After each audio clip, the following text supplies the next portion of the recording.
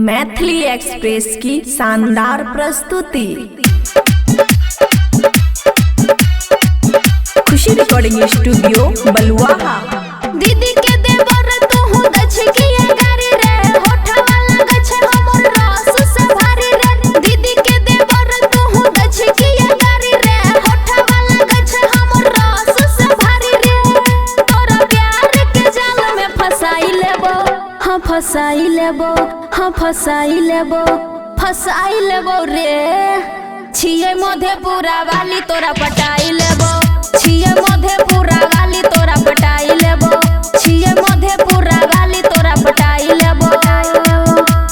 दीदी के देवर तू हूँ दछकिया गारी रे, होठा वाला गछ हमर रस से भारी रे। दीदी के देवर तू हूँ दछकिया गारी रे, होठा वाला गछ हमर रस से भारी रे। तोरा प्यार के जाल में फसाई लेबो, हाँ फसाई लेबो, हाँ फसाई लेबो, हाँ फसाई लेबो रे। छिए मधेपुरा वाली तोरा पटाई लेबो, छिए मधेपुरा वाली तोरा पटाई लेबो, छिए मधेपुरा वाली तोरा पटाई लेबो। डीजे सुमित सतीश रैना, सुमित सतीश रैना, सुमित सतीश रैना।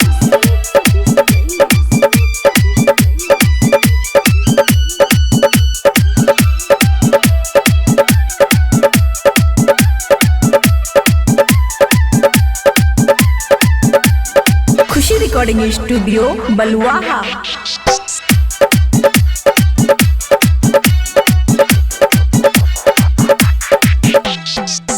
कोई दे तो पागल तोरा हमर समाइल, इहे से मारै छियै हमारे सटाइल, इहे से मारै छियै हमारे सटाइल।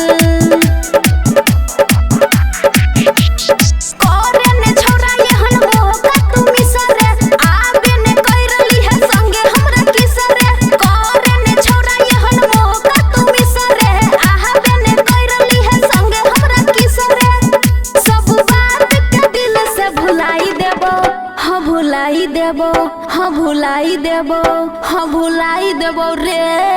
छिए मधेपुरा वाली तोरा पटाई लेबो, छिए मधेपुरा वाली तोरा पटाई लेबो, छिए मधेपुरा वाली तोरा पटाई लेबो।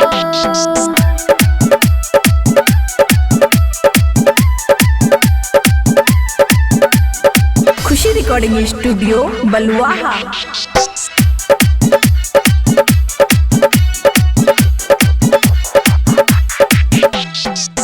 कते दिन से छौरा छोरे परेशानी, आवे ने कर दियो तोरे नाम जवानी, आवे ने कर दियो तोरे नाम जवानी।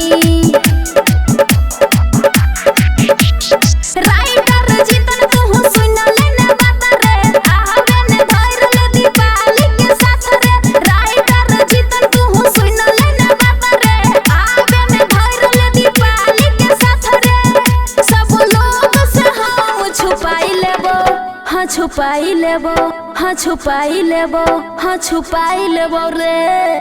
छिए मधेपुरा वाली तोरा पटाई लेबो, छिए मधेपुरा वाली तोरा पटाई लेबो, छिए मधेपुरा वाली तोरा पटाई लेबो। खुशी रिकॉर्डिंग स्टूडियो बलुआहा।